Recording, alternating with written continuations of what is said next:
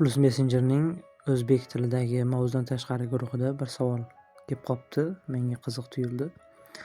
Xo'p, aytilyaptiki, mana bu savolda salom, shaxsiy bir odamga alohida bildirishnoma ovozi qo'ysa bo'ladimi? Telegramdan xabar kelganda undan kelganini bilinishi kerak debdilar.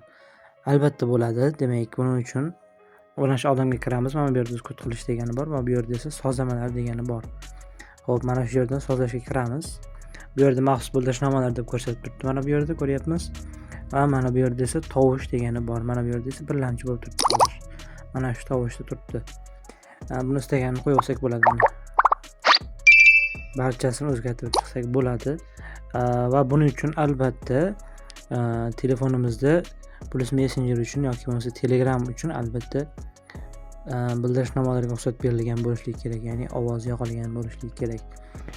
Xo'p, buni esa men masalan meni telefonim Redmi bo'lgani uchun telefon Redmi deb ko'rsatib o'taman. Xo'p, bu yerda ilovalar degani bor yoki bo'lmasa mana shu joyning o'zida mana ilovani ustiga bosib turadigan bo'lsak, mana bu yerga bosamiz. Mana bu yerda uning ruxsatnomalari chiqadi. Mana bu yerda ko'rishingiz mumkin. Ilova ruxsatlari degan joyi bor mana. Xo'p, bildirishnomalar ruxsat berilgan, joylashuv, mana shu bildirishnomalarga kiramiz. Xo'p, mana ko'rsatishga ruxsat berilgan, ovozga ruxsat berilmagan menda. Bildirishnomalar ovozsiz keladi, Telegramdan kelgan xabarlar. Mana shuni yoqib qo'yamiz agar o'chik bo'ladigan bo'lsa. Xuddi shunday qilinadi. Video tushunarli va manfaatli bo'ldi degan umiddaman. Agar shunday bo'lgan bo'lsa, albatta like bosib, qo'llab-quvvatlab qo'ying. Kanalga obuna bo'lmagan bo'lsangiz esa obuna bo'lib qo'yishni unutmang. Savollar bo'lsa, izohlarda yozib qoldirsangiz bo'ladi.